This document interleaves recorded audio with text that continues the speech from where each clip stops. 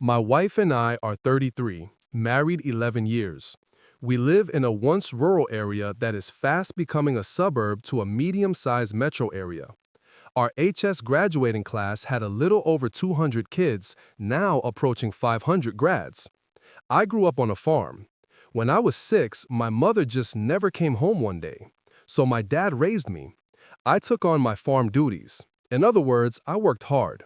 Eventually, my dad quit farming. He leased his fields to other farmers. He took a factory job. He invested his lease proceeds into buying up more land. Through the Great Recession, he acquired many properties. On one of these properties, there was a house. He gave to me to fix up and start a family. It's in a trust with his other property, but we pay all the bills. My wife grew up lower middle class, a great family that always treated me well. They moved to the area while we were in junior high. We dated all through HS and were married once I had a steady job. Before then, I did everything to earn a dollar. Need to haul junk out of a barn? Folks would call me. Need your house painted? I can do it, if you get what I mean. We have an 8-year-old son. She is SAHM. Now, I am a route driver for a large snack company. I am close to buying my route from the company. I have more than doubled the size by going into every mom and pop store, grocery, and gas station and selling as much product as I can. I have a large area because the surrounding area is still rural. My plan is to finish buying the route, then I can buy another truck. The plan was to have the wife run the second truck. There is projected supercenter grocery/merchandise to be built in the next year in my area. If I own the route, it will be mine. If not, the company can split my route, so I need to finish buying the route. We have been married since a couple years out of HS. Our marriage hit some rocky spots, I think because I put in long hours. I try to be there, but admittedly I'm not. We have had lots of fun and love our boy with every fiber of ourselves. He is the typical boy. He is now into sports. He played basketball in the winter, baseball this past spring, and is now into flag football. So we hit a low spot relationship-wise in the spring. My wife and I talked about it and each made promises to do better. Late April through mid-June, our sex life went off the charts. We could not get enough of each other. To be honest, I may have been getting too much because I was dog-tired, but still ran my route. My son was playing ball. I never missed a game, but I didn't hit all his practices. With most youth sports, the dads take an active role in the coaching or helping out. I just could not give that commitment. My wife stepped up and helped out when needed.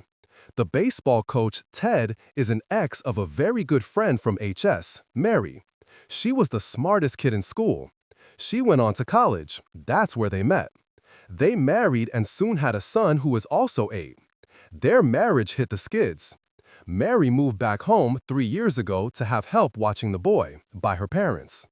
Ted moved here 2 years ago to be close to their son and I think to win Mary back. The mid to end of June, we sink back into our rut. We talk again in July, promise to recommit. We take a vacation. Still, the relationship is bumpy. Mid-August comes around, the bedroom heats up again, then cools after just a couple weeks. September hits and we are in a dead bedroom. I beg my wife to talk, but she says nothing is wrong. My son starts playing flag football. He loves it. They practice a couple days a week and play on Saturday. I drop by a practice and see my wife and Ted with a clipboard running the kids through drills. There are a couple dads helping too. I had no idea she was helping. So I mention it when we get home. My son is excited and shouts out, "She's not helping, she's a coach." It seems when signing the son up, she volunteered to be an assistant coach. I think it's great. This seems to consume a ton of time. The wife is constantly texting. Some calls, but generally when I'm there, it's texting. They go to Ted's place every day, and he works his son and mine out. He is teaching them how to be better, and it really shows as they are the 2 best players on the team. So their first game comes, I work in the morning and make it to the field for the game. The wife and Ted are side by side giving directions. Someone sets a chair down next to me. It's Mary. We watch the game. About halftime, she asks if the wife and I are doing okay. I tell her sure. I look over at her and she is staring at me. So I ask, what? She said her son came home after being at Ted's. It had been raining, so there was no workout. They spent the afternoon playing video games.